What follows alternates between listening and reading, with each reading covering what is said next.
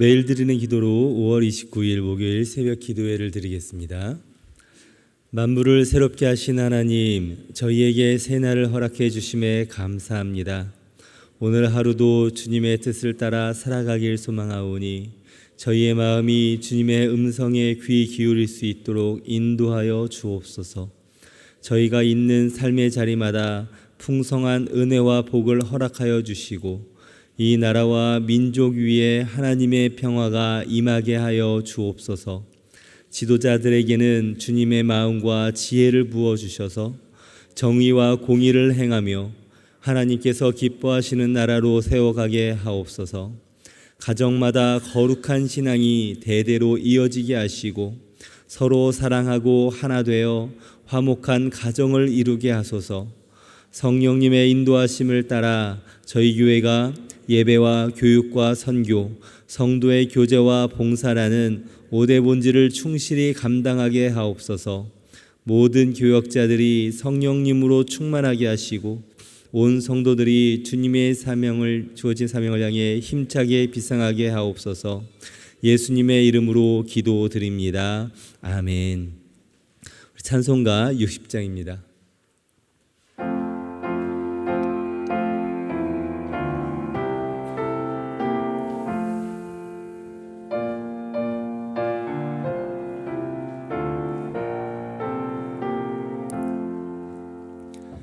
영혼의 빈 예수님 가까이 비춰주시고 이 세상 구름 일어나 가리지 않게 하소서. 이룰에 단자 모기 전 고요히 주를 그리며 구주의 품에 안기니 한없이 평안합니다.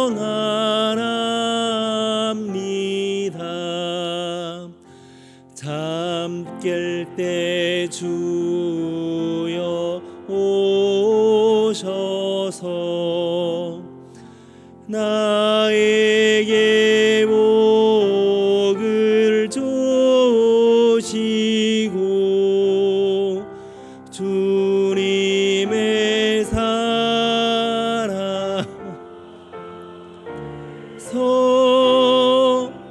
언제나 살게 하소서.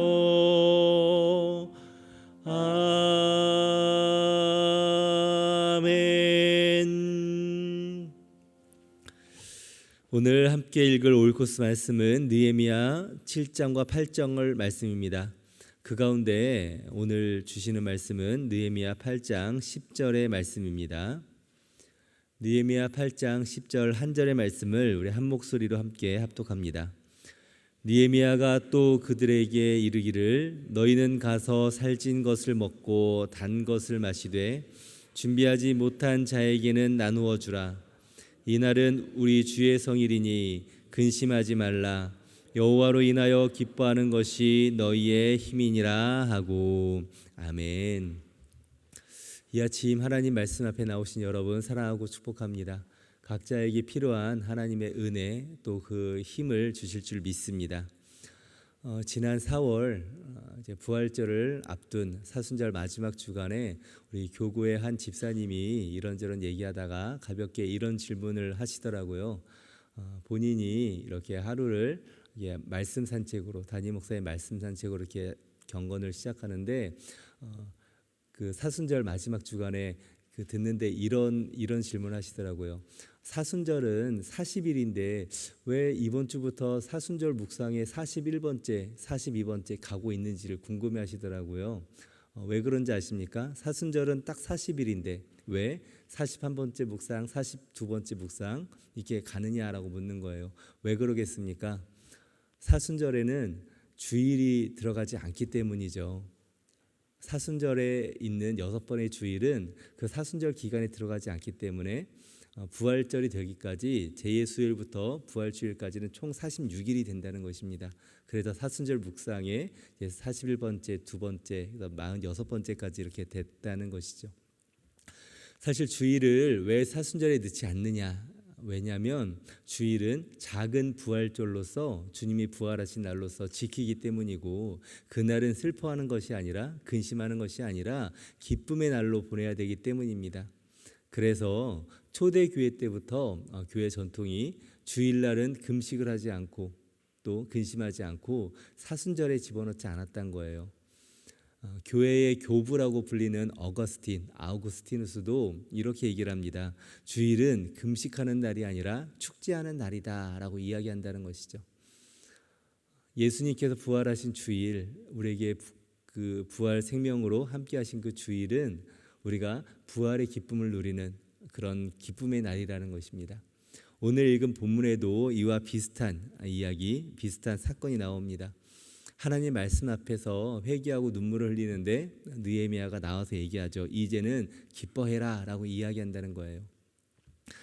이스라엘 백성들이 바벨론 포로에서 돌아와서 성벽을 건축을 함으로써 포로 귀환이 완성되게 됩니다. 성벽을 쌓을 때 52일 만에 완성이 되죠.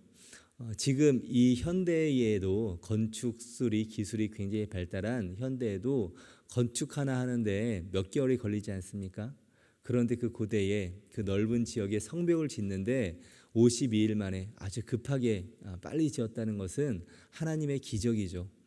정말 온 이스라엘 사람들이 힘을 합쳐서 예루살렘 성벽을 건축한 그런 쾌거를 이뤄냈다는 것입니다. 그리고 7월 1일 이제 이스라엘 유대력으로서는 새해가 시작되는 날이고 7월 1일 날 나팔절을 보면서 새해를 선포하고 이제 7월 10일 날은 이제 대제사장이 유일하게 1년에 한 번 지성소에 들어가서 속죄 제사를 드리는 그 속죄일이 있고 또 7월 15일에는 이제 그때부터는 초막절이라는 절기가 지켜지는 이제 유대력이 정월이 되는 그 7월 1일 첫날에 이 포로 귀환자들이 수문에 다 모입니다. 수문이라는 것은 워터게이트죠.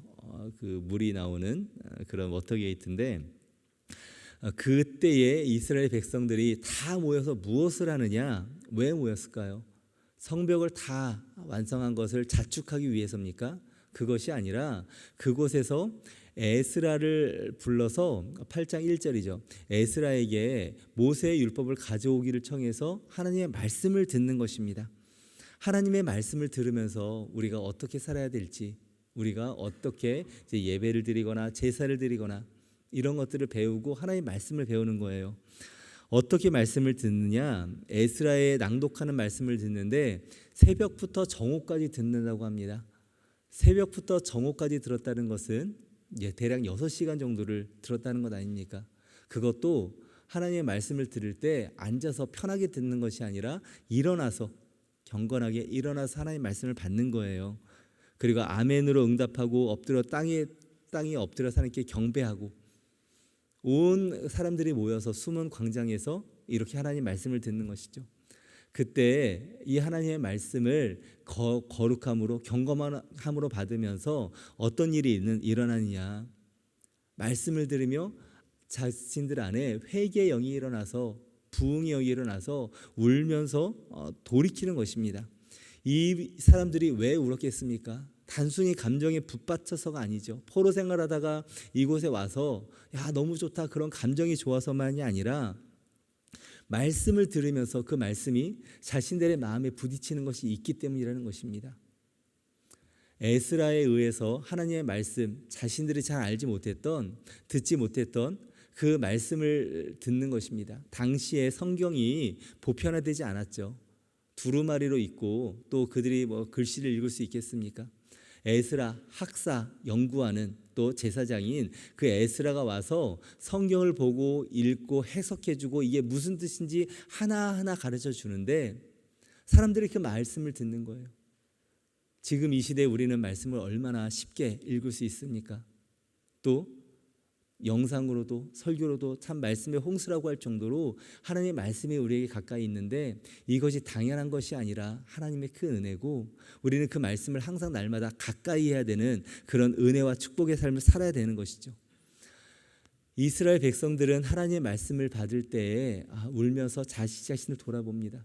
말씀을 들으면서 어떻게 제사를 드려야 되는지 또 어떻게 절기를 지켜야 되는지 내일 보겠지만 이스라엘 백성들은 초막절을 이제 지키기 시작하거든요.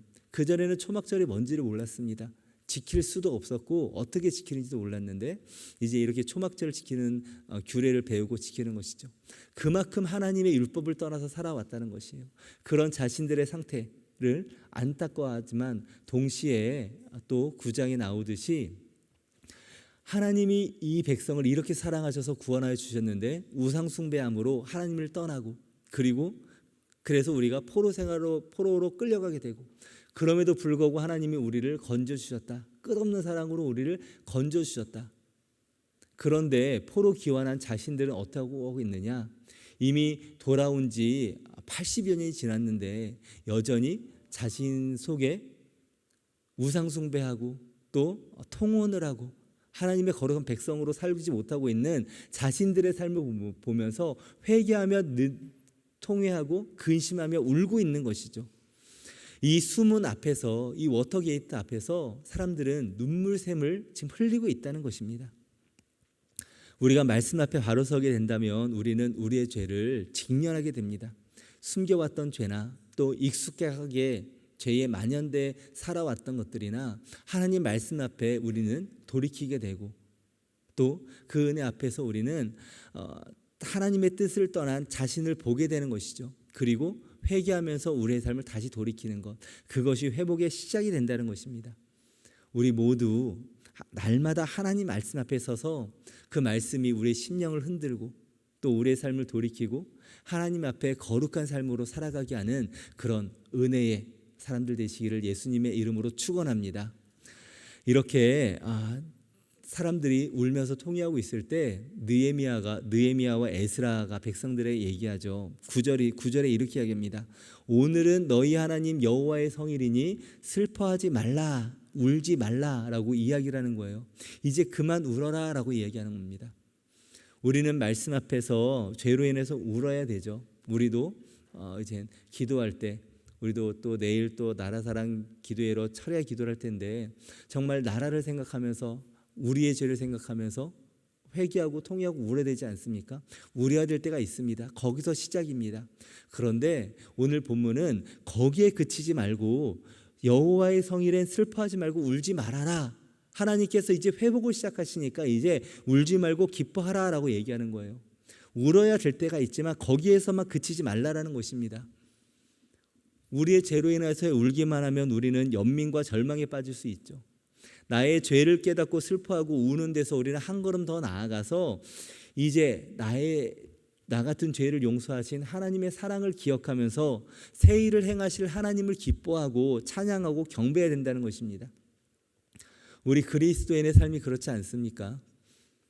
우리의 죄를 깨닫고 하나님 앞에 회개함으로 우리의 신앙은 시작됩니다.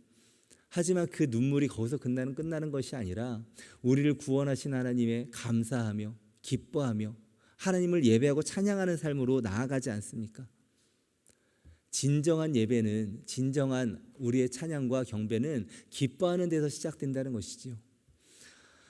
예전에 교회를 새로 등록하신 한 세 가족과 얘기하는데 아주 인상 깊은 이야기를 들었습니다. 무슨 얘기냐면 이분이 교회 오기 전에 어떤 자신의 그 삶의 문제 때문에 절에도 가보고 성당도 가보고 뭐 어디 여기저기 다른 종교도 가봤대요. 그런데 그곳에서 느낀 것은 어떤 종교성을 느끼기도 하고 그런 엄숙한 느낌도 갖긴 했지만 장례식 같았답니다.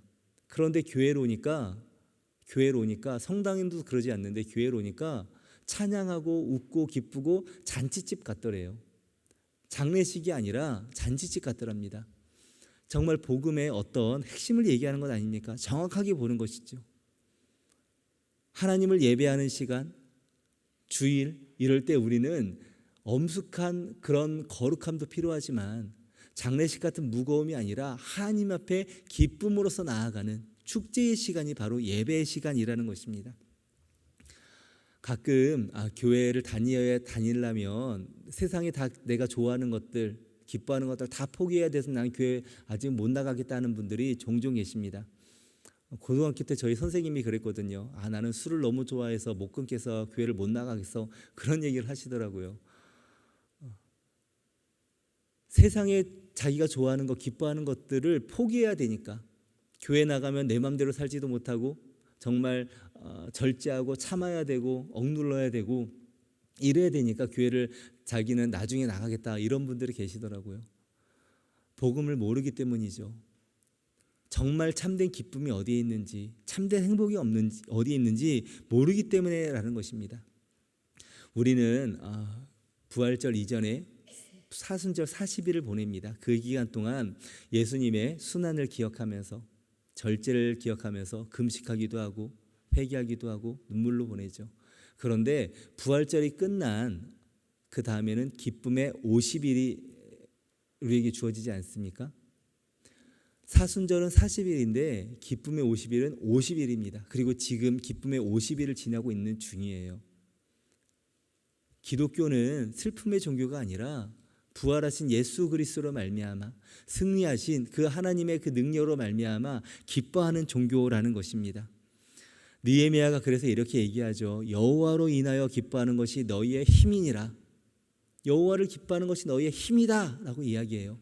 힘이라고 번역된 단어가 마우츠라는 단어인데, 이 단어는 그냥 파워, 에너지, 힘 이런 걸 얘기하는 것이 아니라 요새, 피난처 이런 것을 이야기합니다. 즉 하나님 안에서 누리는 기쁨이 우리를 보호하여 주고 우리를 강하게 하여 주고 우리의 삶을 버티게 해주는 원동력이 된다라는 거예요. 가끔 이런 생각을 합니다. 왜 우리는, 또 세상에 많은 사람들은 유혹에 빠져 들어갈까? 유혹에 넘어갈까? 물질과 소비의 유혹에 빠지기도 하고 어떤 성적인 유혹에 빠지기도 하고 술이나 마약 중독에, SNS 중독에, 그런 것에 막 빠져 들어가는 사람들이 있죠. 왜 그러겠습니까? 여러 가지 이유와 분석이 있겠지만 그 중에 가장 중요한 이유가 삶에 기쁨이 없기 때문 아닙니까? 삶에 큰 기쁨이 없으니까 여기서 찾아보고 이거 하면 더 만족스러울까? 저걸 하면 더 만족스러울까? 계속 그것을 찾아간다는 거예요. 절대로 만족을 얻을 수 없는, 기쁨을 얻을 수 없는 그 세속적인 가치에 기쁨을 두고 계속 찾아가는 것이죠. 큰 기쁨을 모르니까 세상의 가짜 기쁨, 유사 기쁨을 찾아서 헛된 추구를 하고 있다는 것입니다. 우리의 삶을 무너뜨리는 가장 큰 위험은 어떤 커다란 범죄, 죄악 이런 것이 아닙니다. 낙심, 우울, 의미 없는 신앙생활들이 우리의 신앙생활을 점점 무너뜨리고 가고 우리의 삶을 넘어뜨린다는 것이죠. 슬픔에 빠져 있으면 아무 일도 하기 싫고 또 지쳐 있으면 한 걸음 한 걸음 내딛기도 쉽지 않습니다. 그런데 반대로 마음이 밝고 기쁠 때는 어떻습니까? 어떤 일이든 할 수 있죠. 감당할 수 있죠. 인내할 수 있죠. 우리의 발걸음이 가벼울 수 있다는 것입니다. 예수님도 히브리서 12장 2절에 그 앞에 있는 기쁨을 위하여 십자가를 참으사라고 말씀하시지 않습니까? 예수님의 그 십자가의 길이 고난의 길, 힘든 길, 정말 아픈 길이지만 그 앞에 있는 기쁨이 있으니까 그 기쁨을 바라보고 넉넉히 걸어갔다는 거예요. 기쁨이 현재의 고난을 뚫고 나갈 수 있는 돌파력, 힘이 된다는 것입니다. 그리고 이 기쁨은 세상에서 나오는 것이 아니라 어디서 나오냐? 하나님으로 인하여, 여호와로 말미암아 하나님 때문에 우리는 기뻐할 수 있다는 것입니다. 환경이나 기분, 상황에 따라서가 아니라 하나님과의 관계로부터 기쁨을 얻는다는 것이죠. 사랑하는 성도 여러분, 사실 이 세대를 바라보며 기뻐할 것이 무엇이 있습니까? 답답하고 안쓰럽고 대선 토론 보는데 보시면서 와 기쁘다 이런 생각 드시던가요? 그렇지 않죠.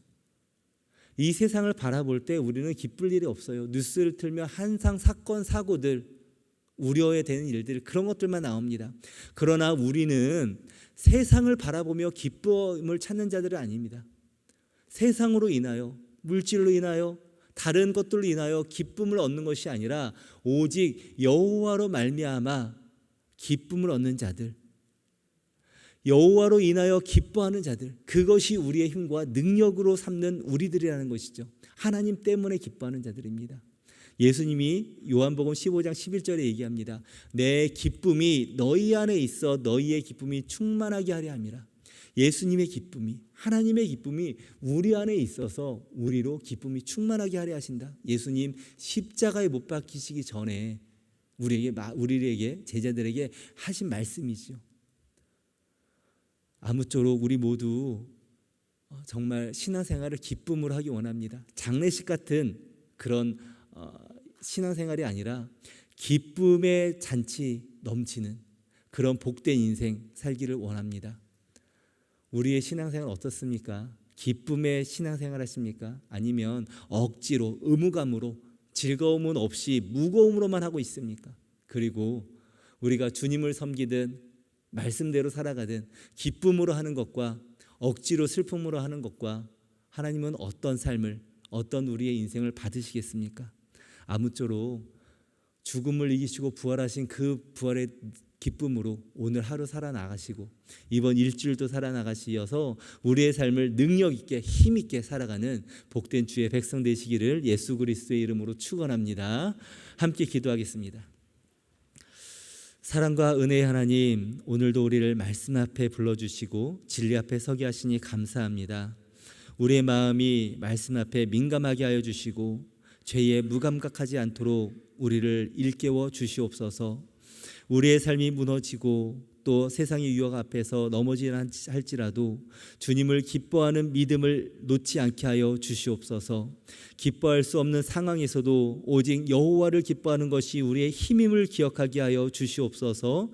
그 기쁨이 우리의 삶의 요새가 되게 하여 주시고 이 말씀으로 주 안에 다시 일어나 기쁨으로 예배하고 기쁨으로 살며 기쁨으로 주님을 증거하는 그런 우리 모두 되게 하여 주시옵소서. 하나님, 이 시간 삶의 여러 고통과 문제 속에서 신음하는 주님의 자녀들 위해 간구합니다. 경제적인 어려움으로 인해 미래가 막막하고 생계에 대한 염려로 잠못 이루는 성도들 불쌍히 여겨 주시옵소서. 여호와 이레의 은혜로 필요한 것을 공급하여 주시옵소서. 가정의 불화나 갈등으로 상처받고 있는 이들에게 평강의 주께서 찾아가 주시고 화해와 회복의 은혜를 허락하여 주시사 사랑의 공동체로 다시 세워 주시옵소서. 부부 사이, 부모와 자녀 사이에 막힌 담을 허물어 주시고 주님의 사랑으로 하나 되게 하여 주시옵소서. 지금 이 시간 통과하고 있는 모든 고난의 시간들, 그 어둠의 시간들을 보내고 있는 모든 성도들에게 주님의 위로와 힘을 더하여 주시고 기쁨의 빛으로 함께하여 주시옵소서. 예수 그리스도의 이름으로 축복하며 기도하옵나이다. 아멘. 이 시간 함께 말씀을 기억하며 기도합니다. 말씀 앞에서 회개하고 하나님 안에서 참된 기쁨을 회복하며 어떤 상황 속에서도 여호와를 기뻐하는 믿음의 삶을 살게 하여 주시옵소서. 함께 기도합니다. 그리고 5월 29일 기도 제목으로 함께 기도합니다. 영락에 속한 교육기관들, 교회 부설 어린이집, 영락유치원, 신당 오동 어린이집, 영락중고등학교, 영락의료과학고, 대광 초중고, 보성여중고의 학생들이 하나님을 경외하는 믿음을 갖게 하여 주시옵소서. 김주신 선교사님과 강병화 선교사님의 가정과 사역을 우리 뒷면을 참고하여서 함께 기도해 주시기 바랍니다. 우리 함께 기도하며 나가겠습니다. 사랑의 하나님 아버지, 이 시간 우리의 기도를 들어주시고 아버지 주 옆에 서게 하시니 감사합니다. 하나님, 우리의 마음을 날마다 새롭게 하여 주시옵소서. 하나님, 우리가 주 앞에 나와 모였습니다. 하나님, 그 말씀 앞에서 우리 자신을 돌아보며 아버지 하나님, 만연화된 죄악 가운데 우리를 일깨워 주시사 하나님 깨닫게 하여 주시고 우리를 용서하여 주시옵소서. 날마다 실패하고 넘어지고 아버지 하나님 연약한 모습으로 설 수밖에 없습니다. 하나님, 그런 우리를 긍휼히 여겨 주시어서 다시 한번 구원하신 하나님 앞에 하나님 뻔뻔함으로 서는 것이 아니라 하나님 감격함으로 감사함으로 아버지 하나님 몸둘 바 모르는 아버지 황성함으로 서게 하여 주시옵소서. 우리의 삶이 주 앞에 다시 한번 시작될 수 있도록 인도하여 주시옵소서. 하나님 우리가 슬픔만 하는 것이 아니라 다시 한번 기쁨으로 일어나기를 원합니다. 세상 속에 아버지 기쁨의 사도로서 그 기쁨을 전하는 주의 일꾼들 되기 원하오니 아버지 하나님 우리 성도들의 삶 가운데 기쁨을 회복하여 주시옵소서. 아버지 하나님 주님을 기뻐하는 것이 우리의 힘임을 믿습니다. 우리의 삶을 보호하시고 우리를 안죽게 하시는 아버지 하나님의 능력이 됨을 믿습니다. 성령 하나님 기쁨으로써 여호와라 말미암아 기쁨으로써 주님 찬양하게 하여 주시고 만족해 하여 주시고 세상이 기쁨을 취하는 것이 아니라 하나님을 기뻐하는 삶으로 살아갈 수 있도록 인도하여 주시옵소서. 아버지 하나님의 삶 속에 믿는 자들이 있습니다. 주님께 간구하며 아버지 하나님 강을 나갈 때에 성령 하나님 함께 해주시고 능력으로 도와주시옵소서. 이 아침에 주님께 아버지 하나님 은혜를 구하며 나오는 주의 백성들의 목소리를 들어주시고 눈물의 간구를 들어주시어서 아버지 하나님 승리하신 하나님의 능력이 아버지 하나님 백성들 가운데 온전히 덧입혀지게 하여 주시옵소서. 나의 기쁨을 너희에게 준다 말씀하신 예수 그리스도 그 말씀처럼 우리의 기쁨이 가득하게 하여 주시옵소서.